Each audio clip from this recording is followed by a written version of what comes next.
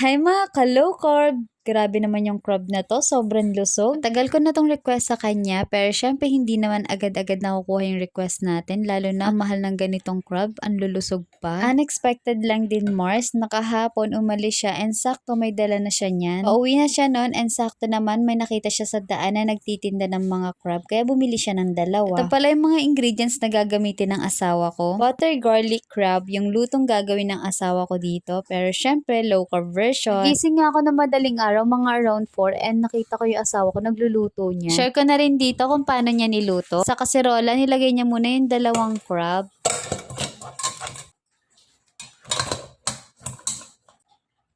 Nasa kaserola na yung dalawang crab.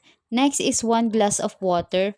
Oops! Teka lang, hindi daw dapat water, kailangan matamis para ma-absorb ng crab at mas malasa ito. Ano kaya lalagay ng asawa ko? Oops, Sprite? Syempre, hindi pasok sa low carb ang Sprite Mars. Pero para sa mga hindi po low carbers, yan po yung ginagamit nila. Mabuti na lang din at nagbabasa na yung asawa ko ng nutrition facts. Malungkot dito si Sprite Mars kasi hindi daw siya nilagay ko. Charis. Instead na Sprite yung gamitin natin dito, Mare, syempre, gamitin natin tong sparkling drinks na Vida. Dahil 0 sugar to and 0 calories. Moderation pa rin po yung pag-consume nito kasi may artificial sweetener po siya na sucralose. Kung nag-start pa lang kayo mag-low carb at nasa healing stage pa po kayo, iwasan nyo po muna yung mga drinks na ganito. Pakuluan nyo na lang sa tubig yung crab or steam nyo na lang. Yung sparkling drinks lang yung nilagay ng asawa ko dito and pakukuluan natin siya hanggang mag-iba yung color niya or maging orange na lahat. After a minute, ayan na po siya, orange na lahat and isa-set aside muna natin yan. After niya, nag-start na yung asawa ko magluto ng sauce, yung garlic butter. Sa pan, naglagay siya dito ng maraming butter. Yung gamit namin butter is grass-fed, which is pasok po yun sa low carb. Tunawin lang daw yan and next na natin is maraming garlic. Madami talagang garlic dahil nga butter garlic gagawin niya. Gumamit siya dito ng food processor para ma-mince lahat ng garlic. Mix-mix lang yan hanggang lumabas yung aroma ng garlic.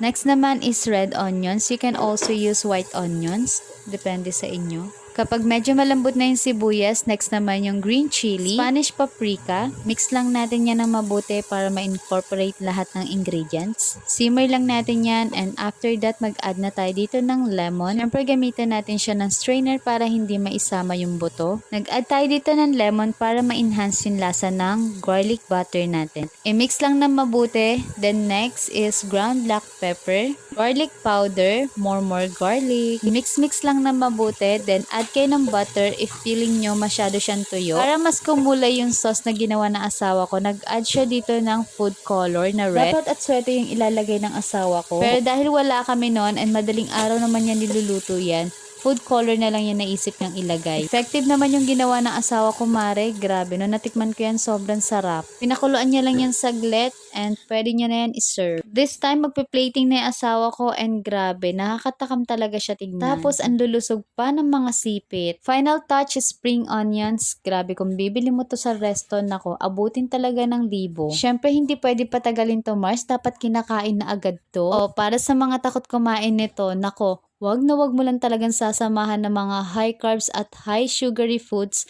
Hindi talaga yun maganda. O siya, magmumukbang muna ako, Mare. Panoorin nyo na lang ako. Sorry ha kung matatakam pa kita.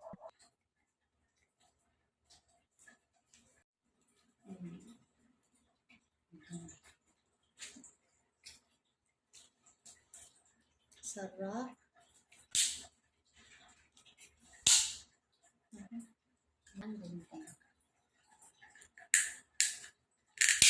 Oh.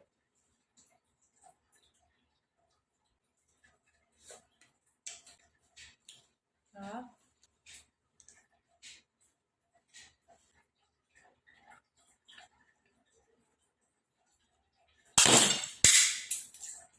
Oh my God. Mabit sa ito naman.